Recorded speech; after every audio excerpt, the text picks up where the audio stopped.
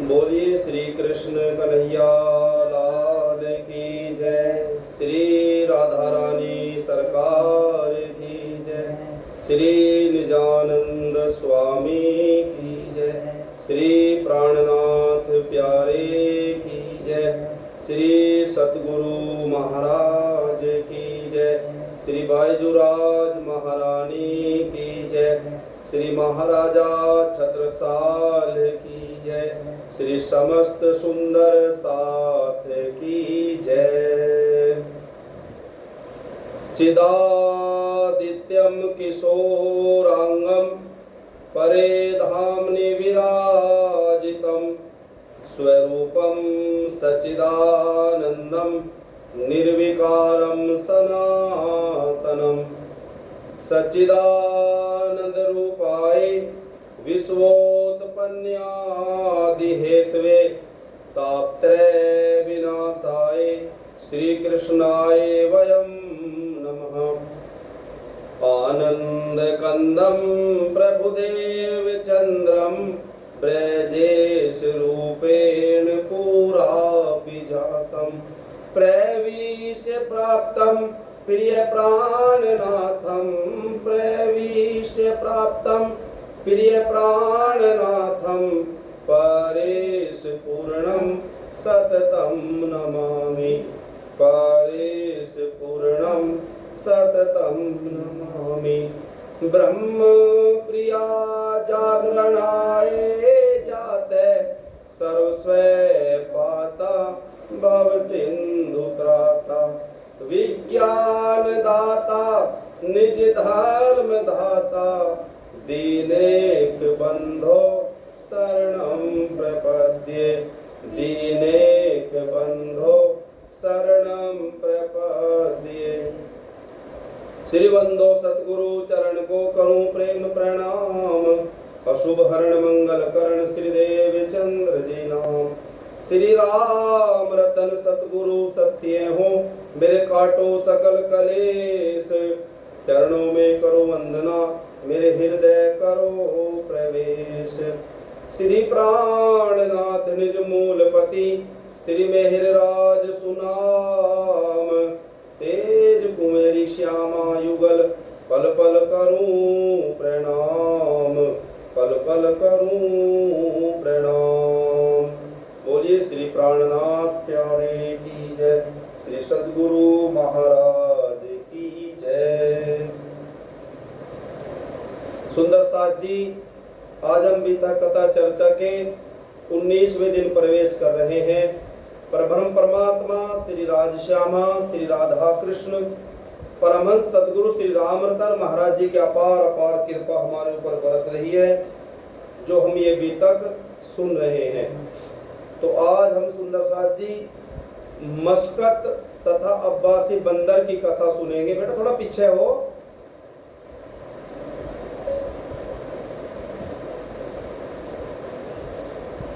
तो किस तरह से इन जगह पर जाकर के अक्षरातीत श्री प्राणनाथ जी सुंदर साथ को जगा रहे हैं, सोई हुई आत्माओं को जगा रहे हैं। आइए सुंदर साथ जी, हम आज की बीतक को शुरू करते हैं। सतगुरु चरण सरोज को बार बार से नाए, जाके कृपा दृष्टि से निर्मलता मन पाए। जा पर कृपा धनी करे मन में आवे शुद्ध, तारतम की लहर से होवे जागृत बुद्ध। मस्कत बंदर की कथा सुनो सुंदर साथ, ठट्टा से आए यहाँ प्रभु प्राण के नाथ प्रभु प्राण के नाथ। सुंदर साथ जी, श्री प्राणनाथ जी ठट्टा नगर से अब मस्कत बंदर आए हैं। जब वो मस्कत बंदर पे आए तो वहां किनारे पर एक महावजी नाम के व्यक्ति मिले। वो दुकान पर रहते थे। श्री प्राणनाथ जी उनकी दुकान पर आकर के बैठ गए और उस महावजी ने श्री प्राणनाथ जी को आसन दिया, अपने वहां पर पधराया। और जब श्री प्राणनाथ जी वहां रहे तो श्री प्राणनाथ जी महावजी को परम धाम का, ब्रज का और रास का सत्संग सुनाने लगे। जिसको सुन करके उसकी आत्मा में जो अंकुर था वो जाग उठा, मानो कि उसकी आत्मा जागने लगी है।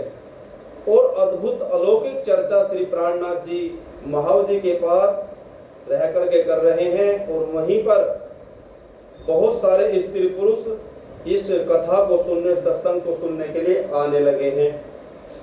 वहीं पर एक विश्वनाथ नाम का व्यक्ति आया। वो जो अरबी डाकू पकड़ करके ले गए थे लोगों को, ये विश्वनाथ उनमें से एक था। ये छूट करके आया है, पैसे दे करके आकर के इसने श्री प्राणनाथ जी को सारा हाल, जो बंधन में लोग हैं उनके बारे में बताया और कहा कि वो लोग पैसा लेते हैं और सबको छोड़ देते हैं। और जो भी जिन जिन के वहाँ लोग थे वो अपने अपने लोगों को पैसा दे करके छुड़वा रहे थे। वहाँ पर एक रूपा और राधा नाम की भी स्त्री थी जो बंधन में थी। वो भी बंधन से छूट गई पैसे दे करके। उन्होंने भी श्री प्राणनाथ जी को, जो बंधन में थे लोग, उनका हाल सुनाया। फिर श्री प्राणनाथ जी ने, जिस दरोगा ने वे सब बंधन में रख रखे थे लोग, पकड़ करके डाकुओं के कहने से उस दरोगा से श्री प्राणनाथ जी ने बात करी कि देख भैया तू इनको छोड़ दे। उसने कहा कि जब तक पैसे नहीं दोगे मैं नहीं छोड़ूंगा। फिर श्री प्राणनाथ जी ने उस दरोगा को समझा कि देख, अगर तू अब नहीं छोड़ेगा तो बाद में परमात्मा तुझे नहीं छोड़ेंगे। तो तू परमात्मा नहीं है जो तू बंधन में इनको रख रहा है। जब उसको अच्छी तरह से समझाया तो उसके समझ में आया, लेकिन उसने कहा कि हे प्रभु, मैं तो दरोगा हूँ, लेकिन अरबी डाकुओं के ही कब्जे में वो लोग रहते हैं, मैं उनको उनकी मर्जी के बिना छोड़ सकता नहीं हूँ। इस तरह से वो दरोगा रोज रोज सत्संग सुनने आने लगा है और उसको श्री प्राणनाथ जी की जो सत्संग है वो बहुत अच्छा लगने लगा है। और वो क्षमा मांग रहा है श्री प्राणनाथ जी से। दारोगा मांगी क्षमा धनी के चरणों लाग, चोट तो हृदय पर लगी उठी आत्मा तो जाग। अपना मालिक लिया इन्हें जान, श्री जी का प्रेम मन में धरता, चर्चा में रोजाना आवे श्री सतगुरु का दर्शन करता। और वो दरोगा रोज रोज श्री प्राणनाथ जी की चर्चा सुनने आने लगा और मन से चर्चा को सुना करता था। इस जगत के जीव है मायावश, बेसुध हो भूले छाया में, इससे छुटकारा मुश्किल है फंसे ये जाली माया में। इस संसार के सभी लोग, सभी जीवात्मा इस भुला देने वाली माया के चक्कर में यहाँ पर सभी फंसे हैं। किसी को भी इस माया में रह करके सब चीज तो याद है, लेकिन अपने परमात्मा, अपने सद्गुरु याद रहते नहीं हैं। जब तक सच्चा सद्गुरु न मिले माया से मुश्किल है फिरना, माया का फंदा गहरा है, चढ़ते चढ़ते फिर गिरना। और क्या होता है, संतों ने बताया, परमहंसों ने बताया कि माया की इतनी गहरी खाई है कि इसमें जब इंसान गिर जाता है तो इससे निकल पाना मुश्किल है। जब तक उसको सद्गुरु नहीं मिलते हैं, बिना सद्गुरु के इस माया से निकला जा सकता नहीं है। और जब श्री प्राणनाथ जी इस तरह से खंडन कर रहे हैं, समझा रहे हैं सबको, जो जो वहां पर बैठे हुए हैं, सुंदर साथ, कि हर कोई इस माया में फंसा हुआ है, इस माया को कोई भी छोड़ना नहीं चाहता। तो वहीं पर सत्संग में महाव जी भी बैठे हुए थे। महाव जी को लगा कि श्री प्राणनाथ जी केवल तुझे कह रहे हैं, मतलब मुझे कह रहे हैं, महाव जी ने समझा। तो जब उसने ये समझ लिया तो वो श्री प्राणनाथ जी से रूस करके अपने घर को चला गया और मन में ये ठान लिया कि अब कभी भी मैं श्री प्राणनाथ जी के सत्संग में आऊंगा नहीं। जब वो अपने घर चला गया महाव जी, तो रात को वो सो रहा था, तो उसके साथ क्या हुआ, जब महाव जी रात को सोए घर में जाए, निद्रा में दिखला दिया चमत्कार एक आए। जब वो सो रहा था, अब राज जी महाराज श्री प्राणनाथ जी उसको एक चमत्कार दिखा रहे हैं नींद में ही। क्या दिखाया क्या देखा एक महापुरुष दर्शन दिना आए, पास खड़ा होकर कहे इतना मोहे बताए। मानो कि उसके पास कोई एक महान पुरुष, दिव्य पुरुष आकर के खड़ा हुआ महाव जी के पास रात को, और वो दिव्य पुरुष महाव जी से पूछ रहा है, तुम मिथ्या माया में भूले क्यों हो, नाराज चले आए, तुमसे कोई बात नहीं थी, सब साथ को ये हम समझाए। और वो दिव्य पुरुष कह रहे हैं श्री प्राणनाथ जी की तरफ से कि मैंने केवल तुझे ही नहीं कहा था माया के लिए, मैं तो जितने भी वहां पर बैठे हुए थे सुंदर साथ सबको कह रहा था, लेकिन तूने समझा कि मुझे ही कह रहे हैं, ये तूने गलत समझा। झूठी माया खंडन करना ये तो सिद्धांत हमारा है, तुम अपने ऊपर क्यों लेते जब मतलब नहीं तुम्हारा है। जब तुम माया में फंसे नहीं हो तो तुमको ये बात लागू होती नहीं है, तुमने अपने ऊपर इस बात को क्यों ले लिया। मैं तो दूसरों को समझा रहा था, तुमको जागृत करने के लिए साक्षात ही धनी पधारे हैं, तुमको इतना मालूम नहीं सब जग के तारन हारे हैं।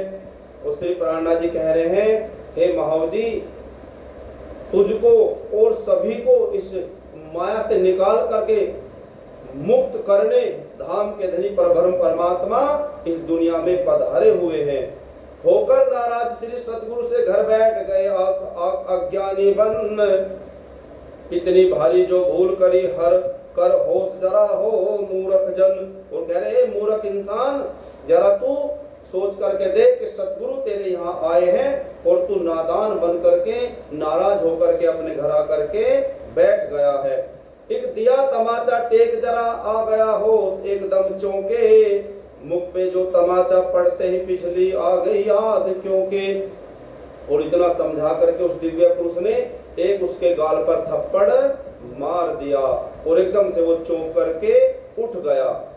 फिर जब वो उठा है उसे सारी बात याद आई सुंदर साथ जी, और जब याद आई तो उठ करके वो तुरंत ही थोड़ी देर बैठा, अपनी भूल मानी और दौड़ा दौड़ा भागा भागा रात को ही श्री प्राणनाथ जी के पास पहुंच गया और जाके चरणों में गिर गया। बोलो श्री प्राणनाथ प्यारे की जय। और महाव जी रात को ही श्री प्राणनाथ जी के चरणों में गया, चरणों में गिर करके माफी मांगी और रो रहा है और कह रहा है, श्री धाम के धनी मुझको माफ कर दीजिए जो मैंने काम किया है, अब मैं कभी भी आपके चरणों को छोड़ करके यहाँ से जाऊंगा नहीं। किस्सा समझा कर कहा, कृपा करो धनी आप, आंख दो अंधे को प्रभु और निज नाम का जाप। और वो महाव जी कहने लगा, हे परब्रह्म परमात्मा, हे श्री प्राणनाथ, मुझ पर कृपा करो, मानो कि मैं अंधा था, अब मुझे ज्ञान की आंखें दे करके मेरी आंखें खोल दो, मेरी अंतर्दृष्टि खोल दो और मुझे निज नाम का बल दो। इस तरह की जब विनती कीनी श्री जी ने दुनिया दुखिया जानू से, करके कृपा की दृष्टि फिर दिया तारतम क्या ज्ञान उसे। इस तरह श्री प्राणनाथ जी ने उसकी प्रार्थना को स्वीकार किया और उसको निज नाम महामंत्र दिया। मस्कत से थोड़ी दूर एक पड़ता है अब्बासी बंदर, बहरो नामक लखपति सेठ रहते इस शहर के थे अंदर। और अब श्री प्राणनाथ जी मस्कत बंदर में हैं, तो वहीं से थोड़ी दूर एक अब्बासी बंदर नाम का शहर है, स्थान है। उस अब्बासी बंदर में बहरो सेठ नाम का एक व्यक्ति था, वो बहुत ही अमीर था, मानो कि लखपति था। प्रभु की कृपा भैरव पर थी, हर तरह से सुखी ये रहते थे, लेकिन एक प्रभु का नाम न था, दिल के उदार सब कहते थे। और ये मालदार था, पैसा धन दौलत इसके पास बहुत था भैरव सेठ के, लेकिन परमात्मा का नाम योग कभी भी लेता नहीं था। इस भैरव सेठ ने अपनी जाति के लोगों को पैसा दे करके उन अरबी डाकुओं से छुड़वा लिया। और जब उसने छुड़वा लिया और उसने जो हमारे सुंदर साथ थे उन अरबी डाकुओं के पास, इस भैरव सेठ ने हमारे उन सुंदर साथ को भी पैसा दे करके छुड़वा लिया है। और जब ये बात श्री प्राणनाथ जी को पता लगी, अब श्री प्राणनाथ जी और इस भैरव सेठ का मिलन होगा। छूट गया साथ सब बंधन से, श्री जी के चरणों में आया, 1728 संमत विक्रम में 7 छूट पाया और संमत 1728 में वो सारे सुंदर साथ जो अरबी डाकू पकड़ करके ले गए थे वो सब छूट गए और सब छूट करके वो श्री प्राणनाथ जी के चरणों में आ गए हैं। श्री जी से मिलकर साथ सभी मन में आनंद बहुत माने, पीवे ब्रह्मानंद रस लीला श्री जी को धाम धनी जाने। और सब सुंदर साथ जो आए हैं छूट करके वो धाम धनी श्री प्राणनाथ जी को अपना धाम का धनी मानते हैं और बहुत आनंद मनाते हैं। और जो श्री प्राणनाथ जी सत्संग सुनाते उस सत्संग के रस को पी करके वो अपने आप को धन्य धन्य मानते हैं। मुक्त जो कोने कीने लोग थे उनके देखन काज, घर से भैरव सेठ जी मस्कत आए आज। आते श्री जी का नाम सुना तो दर्शन करने को आए, कर दर्शन भाई जी राधे सहित अपने मन में आनंद लाए। और सुंदर साथ जी अब वो भैरव सेठ अब्बासी बंदर से मस्कत बंदर आया जहां पर श्री प्राणनाथ जी रहते थे। उसने वहां करके श्री प्राणनाथ जी के बारे में सुना। भैरव सेठ ने जब वो मस्कत आया और वो श्री प्राणनाथ जी के दर्शन करने आया भैरव सेठ, तो श्री बाईजुराज महारानी और श्री प्राणनाथ जी का उसने दोनों का दर्शन करा। श्री जी को अपने साथ सेठ अब्बासी बंदर में लाया, बड़े प्रेम और आदर के साथ अपने ही घर में पधराया। और इस भैरव सेठ ने मस्कत बंदर में आकर के श्री प्राणनाथ जी के दर्शन किए और फिर ये अब मस्कत बंदर से अपने गांव शहर में अब्बासी बंदर में श्री प्राणनाथ जी को अपने घर ले गया। फिर अपने पास ही रहने को एक बड़ी हवेली दे दी है, सब चर्चा सुनने को आवे, सब शहर में खबर ये कर दी है। और इस भैरव सेठ ने अपने ही महल में श्री प्राणनाथ जी को रहने के लिए एक हवेली दे दी और वहीं पर अब सब सुंदर साथ चर्चा कथा सत्संग सुनने के लिए आने लगे। सुबह दोपहर शाम सत्संग होने लगा, मानो की भीड़ होती जा रही है और सब लोग इस सत्संग को सुन करके आनंद ले रहे थे, मानो कि सब अपनी आत्मा का उद्धार कर रहे थे। बोलो श्री प्राणनाथ प्यारे की जय। भैया तो हिल जाएगा।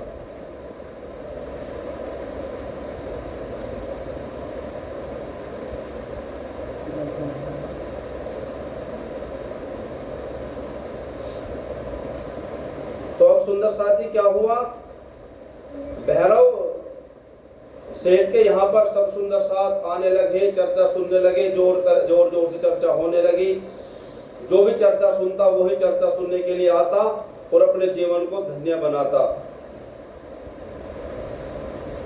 और यहाँ पर अब एक तेजबाई नाम की स्त्री थी, वो भी धामधनी श्री प्राणनाथ जी के चरणों में आई। उसने सत्संग सुना तो मानो कि उसकी आत्मा जाग उठी। कितनी स्त्रियों ने तारतम लेकर आत्मा जगाया अपना, मन में प्रसन्न होकर माना श्री राज का नाम सदा जपना।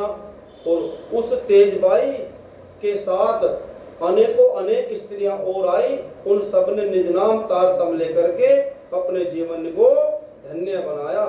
यूं तो भैरव सेठ जी कथा श्रवण कर पाही, मांस खाए मदिरा पिए चित्त को लाग नाही। वो जो भैरव सेठ था, ठीक से चल रही है, और जो भैरव सेठ था वो रोज रोज सत्संग सुनता, कथा सुनता, श्री प्राणनाथ जी की सेवा करता, लेकिन वो मांस खाता था, शराब पीता था, इसलिए सत्संग उसको असर कर नहीं रहा था, क्योंकि वो अंदर से बिल्कुल ही अपवित्र हो गया था। मदिरा और मांसाहारी पुरुष नहीं कभी पवित्र हो पाते, कितनी सेवा संध्या वो करे, कभी कृष्ण ने उनके ढिग आते। बोलो श्री कृष्ण कन्हैया लाल की जय। परमहंसों ने बताया सुंदर साथ जी, जो इंसान दारू पीता है, शराब पीता है, मांस खाता है, वो कभी भी पवित्र हो सकता नहीं है। वो चाहे कितना भी सत्संग सुन लो, चाहे कितनी भी सेवा कर लो, पर ब्रह्म परमात्मा श्री कृष्ण उसको कभी भी मिल सकते नहीं है। मैली हो गई आत्मा, दूषित हुआ शरीर, क्यों न डोले नाव यह चढ़ी पाप की भीड़। और जब ये आत्मा मैली है, शरीर भी बिल्कुल दूषित है बुरे कर्मों से, तो मानो कि नाव डोल रही है ये कभी भी भवसागर से पार हो सकती नहीं है। दूजे का मांस जो खा करके अपना मांस बढ़ाते हैं, वह अशुचि नाम के नरक में जा फिर अपने मांस को खाते हैं। शास्त्रों में लिखा हुआ है, जो लोग मांस खाते हैं दूसरों का अपने स्वाद के लिए, अपने मजे के लिए, तो एक नरक का नाम है अशुचि नरक, उसमें जाते हैं, फिर वो अपने आप को ही खाते हैं नोच नोच के। इतनी बुरी सजा उनको मिलती है। वह भैरव सेठ सुने चर्चा मदिरा और मांस जो खाता था, ऊपर से पीता तंबाकू, कुछ असर न होने पाता था। मांस भी खाता, शराब भी पीता और तंबाकू भी पीता था, इसलिए सत्संग का उसके ऊपर कोई असर होता नहीं था। इस कारण उसकी आत्मा पर प्रकाश तारतम का न हुआ, जैसे कोई कपड़ा मैला हो चढ़ आ जाए रंग को हो धुला हुआ। इस तरह से उसकी आत्मा अपवित्र थी, तो सत्संग का रंग उसकी आत्मा पर चढ़ पाता नहीं था। ये है यही दशा जीव आत्मा की, जब पाप जीव बहु करता है, पापों की तरफ ही दौड़ करे तो ज्ञान का रंग न चढ़ता है। ऐसे ही ये आत्मा जब अनेक अनेक पाप करती है, तो मानो कि ये आत्मा इस आत्मा के ऊपर पाप चढ़ जाता है, पाप का रंग चढ़ जाता है, तो फिर चाहे कितना भी सत्संग सुना लो, उसको वो रंग चढ़ता नहीं है।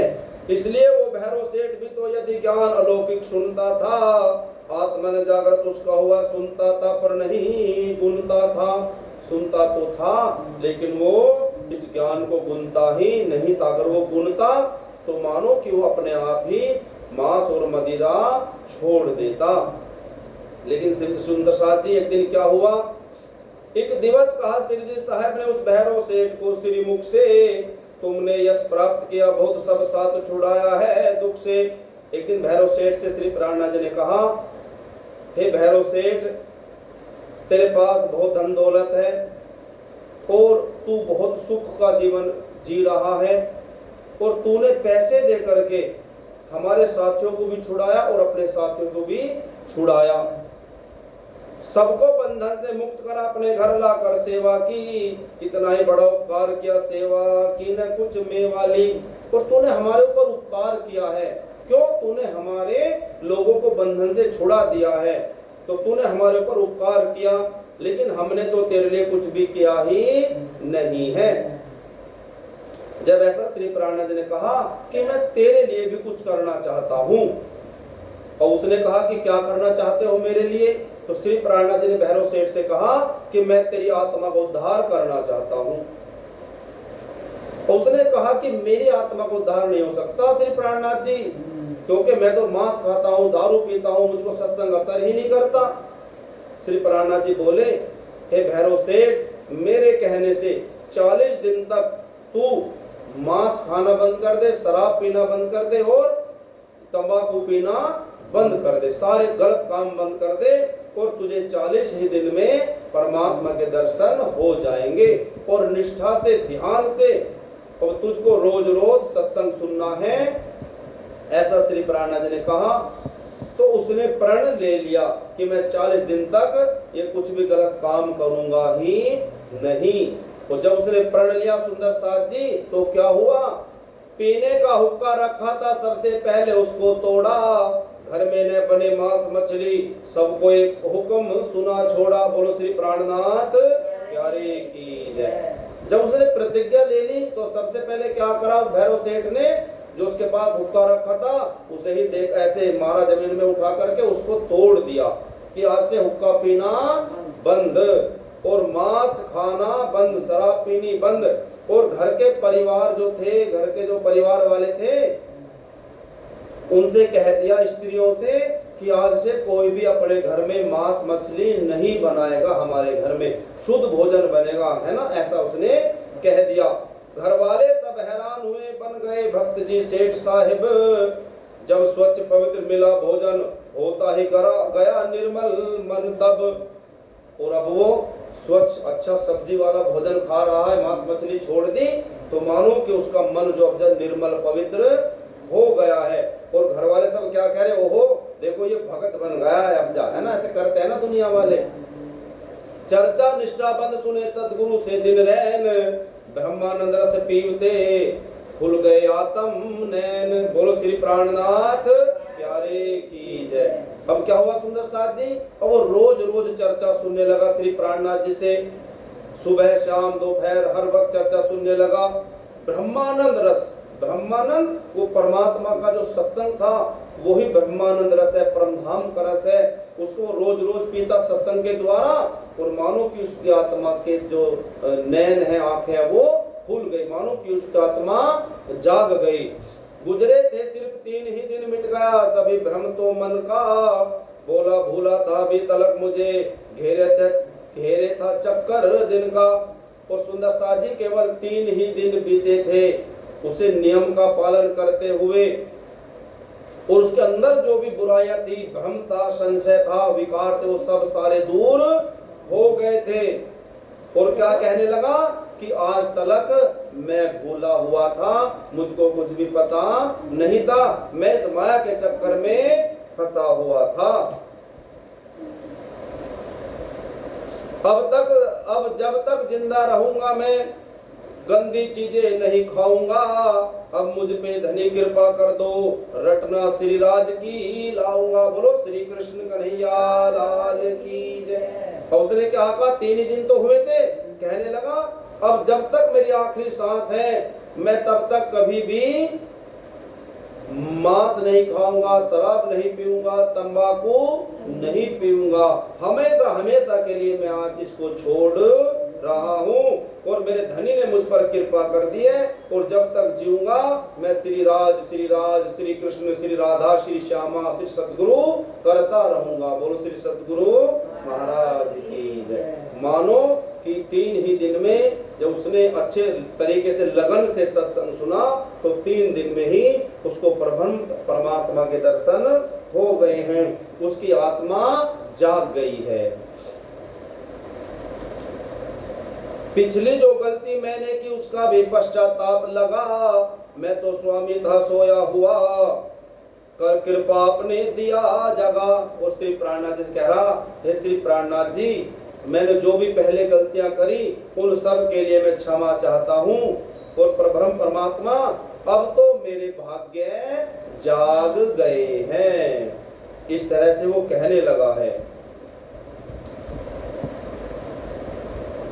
श्री जी ने तार तम देकर मेरे सिर पर कलयुग जो था, चर्चा सुनते वो भाग गया, अब चेला मुझे बना लीजिए, धनी आत्म मेरा जाग गया। और कह रहा जो कलयुग था मेरे ऊपर बुराइयों का, अब वो मुझसे दूर हो गया। कैसे दूर हुआ? वो सत्संग सुन करके। और वो कलयुग रूपी जो माया थी वो मुझसे दूर भाग गई है। हे प्रभु परमात्मा, अब मुझे अपना शिष्य बना लीजिए, ऐसे कह रहा है भैरव सेठ श्री प्राणनाथ जी से। अब श्री जी ने तारतम देकर सब साथ में शामिल कर लेना, इस तरह से सेठ को मुक्त किया और बंधन से छुड़वा देना। इस तरह से सुंदर साथ जी श्री प्राणनाथ जी ने उसको निज नाम दे दिया, निज नाम श्री कृष्ण दे दिया, और सुंदर साथ उसको बना दिया, उसको परिणामी बना दिया। इस संसार के मोह माया के बंधन से उसको मुक्त करा दिया। बोलो श्री प्राणनाथ प्यारे की जय। सब शहर के अंदर शोर उठा, परिणामी बने सेठ साहब, सब दुनिया दर्शन को दौड़ी, हुए साथी ने सेठ जी। अब तो पूरे शहर में पता चल गया जो भैरव सेठ था, जो सबसे अमीर व्यक्ति था इस शहर का, अबासी बंदर का, वो परिणामी बन गया है। ऐसा सुन करके मानो कि शहर के सभी लोग दौड़े दौड़े भागे भागे आ रहे हैं श्री प्राणनाथ जी का दर्शन करने के लिए। क्योंकि ऐसा होता है, एक बड़ा आदमी कोई काम करे,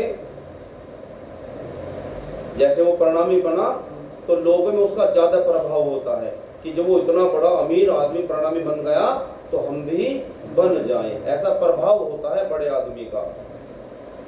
नर नारी सब हैरान हुए, दिन भर दर्शन को भीड़ लगी, अपने अंकुर की बात है सब कईयों की यहाँ तम जगी।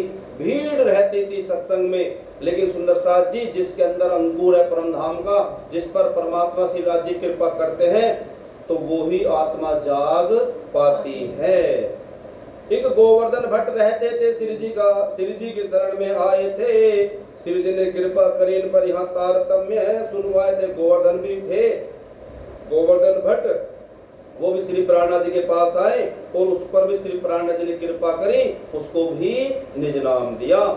रातों दिन होवे कथा आनंद बढ़े अपार, लोग जमा हुए बहुत जिनका नहीं सुमार। लोग बढ़ते जा रहे हैं जिनका कोई सुमार नहीं था, गिनती नहीं थी।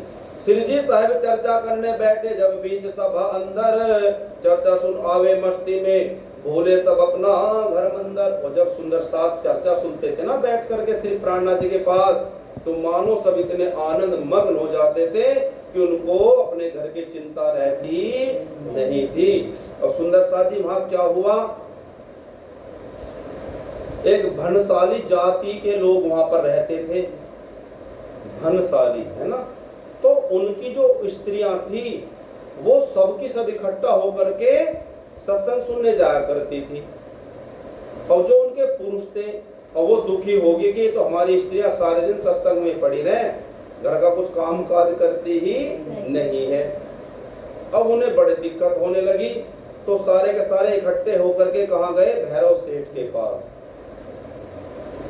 गए। इकट्ठे होकर उन्होंने कहा, हे भैरव सेठ, ऐसा करो कि तुम अपने यहाँ इनको मत बुलाओ, हमारी स्त्रियों को, इन्होंने हमें परेशान कर दिया, घर का कुछ काम काज करती ही नहीं है।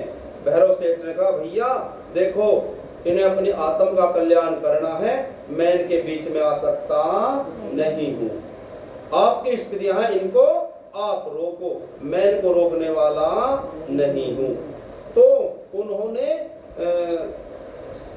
भैरव सेठ ने उनको मना कर दिया। फिर वो अपनी स्त्रियों को रोक रहे हैं कि आप सत्संग सुनने मत जाओ, लेकिन वो स्त्रियां कह रही कि देखो, ना जाने कौन से भाग हमारे जागे हैं, इस शहर में कोई महान संत पुरुष कभी आता ही नहीं है, और अब अगर आए हैं तो आप हमको जाने दे नहीं रहे हो। और वो अपने पतियों को कह रही हैं स्त्रियां कि आप तो सुनते ही नहीं हो और हमको भी सुनने दे नहीं रहे हो। लेकिन ये पुरुष मान नहीं रहे हैं, ये चाह रहे हैं कि कुछ भी ऐसा काम हो जाए जिससे हमारी स्त्रियां वहां ना जाए। अब जो सबसे पहले यहाँ स्त्री जागी थी, जो सबकी सरदारनी थी, उसका नाम तेजबाई था। अब भंसाली जाति के लोगों ने सोचा कि अब सब कहाँ चले, तेजबाई के पास। अब उससे कहें कि तू हमारी स्त्रियों को सत्संग में जाने से रोक दे। अब क्या कहा, सारे वहां मिलकर के गए। सब काम काज घर का छूटा, इतनी विनती स्वीकार करो, कुछ दिन में करके मेहरबानी वहां जाने से इनकार करो। यो बोले तेरे कारण से घर की स्त्रियां तो सब बिगड़ी, सब दिन चर्चा में रहती है, नहीं माने जरा बात हमारी। तब गए हैं तेजबाई के पास, कह रहे कि बिल्कुल घर का काम का छोड़ दिया और हमारी स्त्रियां बिगड़ गई हैं, हर वक्त सुबह से शाम तक सत्संग में ही लगी रहती हैं। और वो तेजबाई, हम आपसे प्रार्थना करते हैं कि आप कुछ दिन सत्संग में मत जाओ, जब आप नहीं जाओगी तो हमारी स्त्रियां भी तुम्हारे साथ नहीं जाएंगी, अपने घर ही रुक जाएंगी। अब तेजबाई ने क्या कहा, ये दिया जवाब तेजबाई अपनी स्त्रियों को, तुम रोको अपने कल्याण को जाऊं मैं, मुझसे क्या मतलब जो टोको। बोलो श्री प्राणनाथ प्यारे की जय। तेजबाई ने कहा, देखो तुम्हारी स्त्रियां हैं, तुम रोको, मुझे क्या मतलब है तुम्हारी स्त्रियों से, मुझको तो अपनी आत्म का कल्याण करना है, मैं तो जाऊंगी, मैं रुकने वाली नहीं हूँ। उत्तर पाकर इस तरह हुए सभी लाचार, बैठे हो खामोश घर जाकर सब सरदार। मानो जब उसने ऐसा उत्तर दिया तेजबाई ने, तो सब उदास होकर के, खामोश होकर के अपने वहां पर वापस वो लोग चले गए हैं। अब सुंदर साथ जी यहाँ पर सुंदर साथ बढ़ते जा रहे हैं, लेकिन श्री प्राणनाथ जी एक दिन, क्योंकि अब सब जगह जा कर के सुंदर साथ जगाने हैं श्री प्राणनाथ जी को, तो श्री प्राणनाथ जी यहाँ पर 3 महीने रहे हैं। जब 3 महीने यहाँ पर श्री प्राणनाथ जी को हो गए तो श्री प्राणनाथ जी ने कहा, हे भैरव सेठ, अब मैं यहाँ से जाना चाहता हूँ। तो वो रोने लगा है, प्रार्थना कर रहा है, प्रभु अब आप मेरी आत्मा को जगा करके मुझे छोड़ करके आप कहाँ जाओगे, मैं आपको जाने नहीं दूंगा। जब ऐसा हुआ सुंदर साथ जी, तो श्री प्राणनाथ जी ने भैरव सेठ को खूब समझाया कि हे भैरव सेठ, मैं एक जगह नहीं रुक सकता। जितने भी देश विदेश में जगह जगह शहर शहर गांव गांव में जो ब्रह्मषष्टियां परमधाम से आई हैं, उन सबको मुझे जगा करके परमधाम ले जाना है। यही मेरे सदगुरु का आदेश था। और शाकुंडल और शाकुमार को भी जगाना है, तो मैं एक जगह रह करके उनको कैसे जगाऊंगा, मुझे सब जगह देश विदेश में जाना है। लेकिन भैरव सेठ मान नहीं रहा था। तो श्री राज जी तो कृपालु है, दयालु है। श्री प्राणनाथ जी की इंद्रावती सखी के दिल की पुकार सुनी और एक कारण बना दिया। क्या कारण बना दिया कि उस देश के बादशाह ने तो अब्बास में इतला भेजी, एक हाकिम ने आने की, इस तरह जो इन्हें खबर दे दी। मानो कि एक संदेश आया है। अब्बासी बंदर में है ना श्री प्राणनाथ जी भैरव सेठ के यहाँ, भैरव सेठ जाने नहीं दे रहा। तो अब्बासी बंदर में बादशाह का संदेश आया है।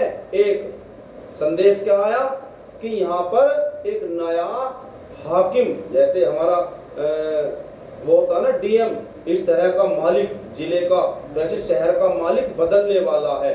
सुल्तान ने आदेश भेज दिया है। और जो हाकिम आने वाला था वो मानो कि हिंदू विरोधी था, वो हिंदुओं पर अत्याचार करता था। जहां भी संत उसे दिखते, महात्मा दिखते, तो मानो कि वो उन पर अत्याचार करता था। अब भैरव सेठ डर गया कि यहाँ पर श्री प्राणनाथ जी हैं और सुंदर साथ इकट्ठा होते हैं, और वो जो हाकिम है वो हिंदुओं का दुश्मन है, वो कहीं आकर के श्री प्राणनाथ जी को कोई कष्ट ना दे दे। तो अब वो स्वयं ही कहने लगा, हे श्री प्राणनाथ जी, यहाँ नया हाकिम आने वाला है, आप यहाँ से प्रस्थान करिए, चले जाइए। बोलो श्री प्राणनाथ प्यारे की जय। क्या तो वो मना कर रहा था, राज्य ने लीला रच दी, और अब वो भैरव सेठ ही खुद जाने के लिए कह रहा है। लेकिन वो झूठी खबर थी।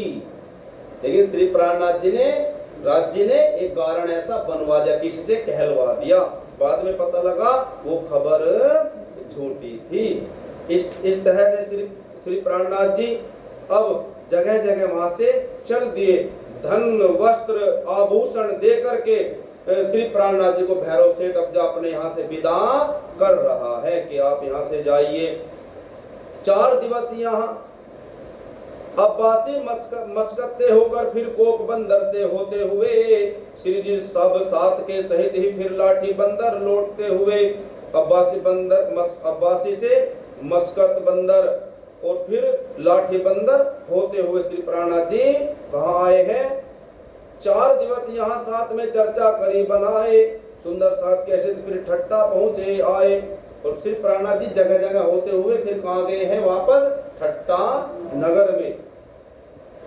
ठट्टा में नाथा जोशी ने आने की खबर जो पाई है, तो श्री जी साहब के स्वागत को घोड़ा गाड़ी मंगवाई है। वहां पर किसने खबर सुनी, नाथा जोशी ने। बड़ी धूमधाम के साथ यहाँ श्री जी को अपने घर लाए, सदगुरु का दर्शन पा करके सब चरणों पर शीश नाए।